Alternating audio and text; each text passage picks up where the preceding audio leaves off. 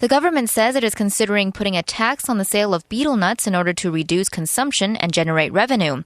Minister of Health Yang Zhiliang said a tax of 0.13 NT dollars could be imposed once technical problems have been resolved. However, he admitted that implementing a tax could be difficult as, unlike cigarettes, betel nuts are harvested by private farmers and selling them does not require a business license. Betel nuts are the country's biggest cash crop, with over 50,000 hectares under cultivation and 8.6 billion NT dollars worth of production, more than double that of rice. The head of the Mainland Affairs Council says that the Ma administration is not ruling out the possibility of holding negotiations with China on political issues. However, Lai Xingyuan says political issues will only be touched upon when the time is right. Lai admitted that the government does not yet have a timetable for political cross-strait dialogue and that the time now is not ripe for Taiwan and China to establish a confidence-building mechanism and sign a bilateral peace agreement.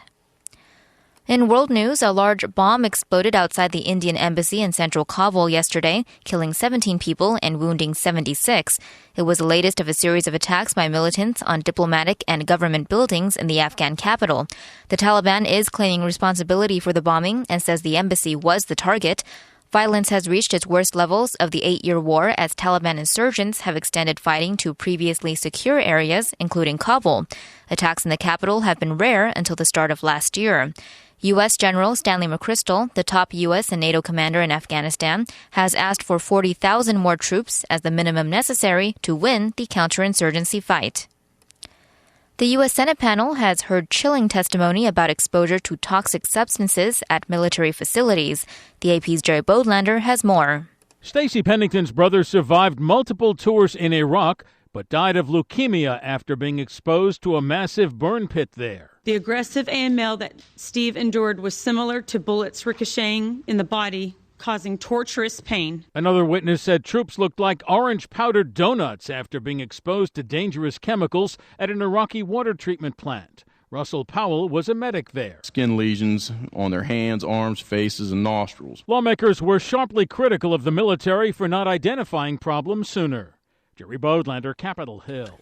The ringleader of a terror plot that officials say targeted Canadian government buildings and the stock exchange pleaded guilty today.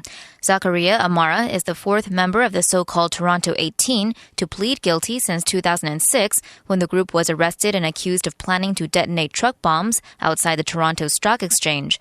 Amara admitted playing a leadership role in staging a terrorist training camp north of Toronto and in planning 3 one-ton vehicle bombs to be detonated in downtown Toronto and another location. He faces a life sentence in prison. French Culture Minister Frédéric Mitterrand is rejecting calls for his resignation for having written about paying boys for sex in Thailand. He says his partners were consenting adults. The revelations were made in a 2005 book he wrote titled The Bad Life.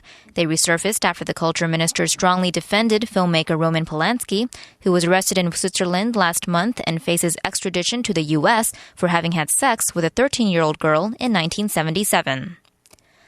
An India-made cholera vaccine that meets World Health Organization standards has proven to be safe and effective in young children in part of India where the disease is endemic. Researchers hope the vaccine can soon be rolled out in developing countries where cholera remains endemic. According to the World Health Organization, cholera causes 120,000 deaths every year worldwide. Looking at weather over Taiwan today, we can expect rain in the north and east with cloudy skies in the center and south. Highs today will be between 26 and 30 degrees. Current temperatures are 25 degrees in Taipei. Right now it's 27 degrees in Taichung and 28 degrees down south in Kaohsiung. That's Easy News at 10.